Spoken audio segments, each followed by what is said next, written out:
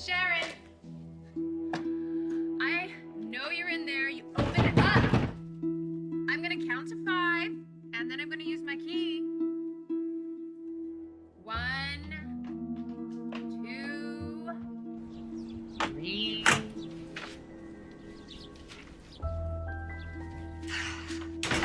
Victoria! This is my house, and as long as your father's away, you cannot come barging in like this. Oh, well, that answers my first question. Dad's not back. So you haven't heard from him at all? Not unless you count the cruel hoax that your mother played by sending me a text from his cell phone, which was very upsetting. You know, I hope you realize, Sharon, disappearing is just what Dad does. It's just one of his endearing little quirks. Sometimes I think it's a test to see how we all behave when he's not around. And I'm sure you'd love to see me fail that test. You know, from what I hear, you already have. Did you burn the prenup that you signed right before the wedding?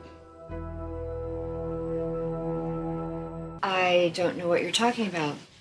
There was no prenup. Well, if that's true, then why would Avery have drawn one up? Because we talked about the possibility of me signing one, briefly. Oh, really? Yes, really. Look, I know how everyone feels about my marriage, so I'm sure this is hard for you to believe, but Victor and I trust each other. Once we talked, he realized there was no need for me to sign a document of that kind. Oh, well, if you say so. I don't have to stand here in my own home and listen to you insinuate that I'm a liar. Well, if you did sign a prenup, which I strongly suspect is the case, God help you if you burned it up and made it disappear.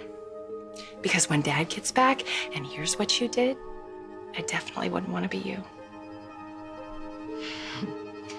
You think you can come in here and threaten me with the wrath of Victor?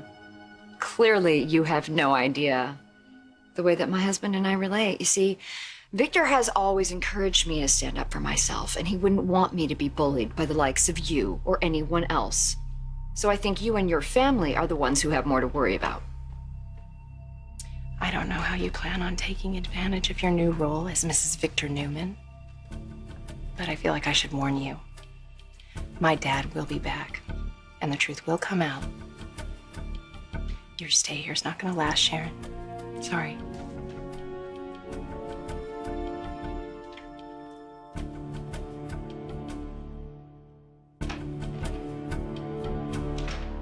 How'd it go at the ranch? Did security have any new leads? Well, presuming that Dad left on his own, he did an incredible job of covering up his tracks. Figures. I stopped by the main house and had a little chat with Sharon. According to her, there was no prenup, so how could she have signed it and then burned it up later? Yeah, right. What do you think she's after? Oh, the moon would be my guess. Maybe she would like to start selling off some of Dad's stock.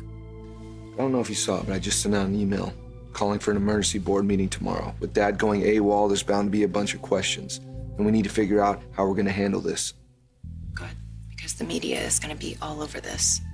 I know you told me you're not interested in coming back, but if we could team up, Vic, and present a unified family front, that will go a long way in reassuring the public. So I'm asking you, please, will you come back and run Newman with me?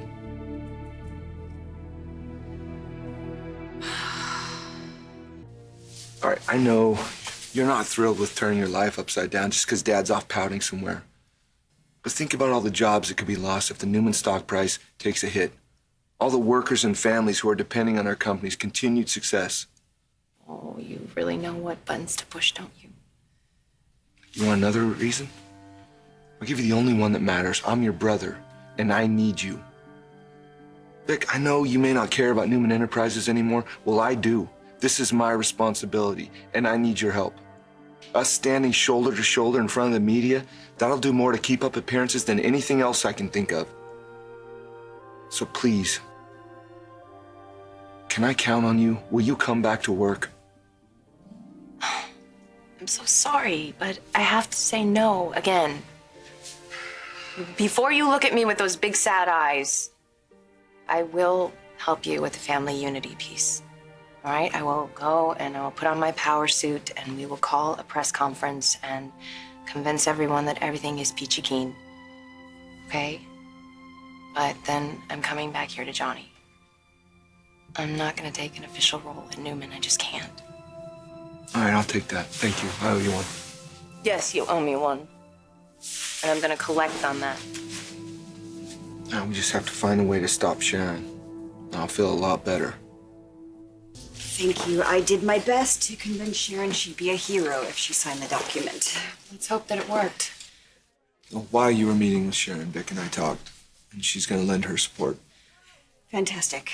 That makes our job a lot easier. I'm thinking that privately at the board meeting we need to be frank about the situation. But publicly, we cannot admit that we have no idea where Dad is. Agreed. No, we should put our heads together and see if we can come up with a statement the board will approve. Well, there's no time like the present. Okay, I just added at the end of this. We'll keep you updated with any further developments. Okay, perfect. You think this will hold the press? I think we've struck a good balance between acknowledging Victor's absence while skirting the issue that something may have happened to him. Well, I hope Mom finds him by tomorrow. If not, I guess this statement should buy us some time. We just need to get Sharon to cooperate now. Oh, good. You're all here. Avery, I believe this is yours. Thank you for delivering it. They're signed, I presume. There is no way in hell I would put my name on that. And as for the emergency board meeting tomorrow, the one that you neglected to tell me about, be sure to save me a seat because I am going to have something to say.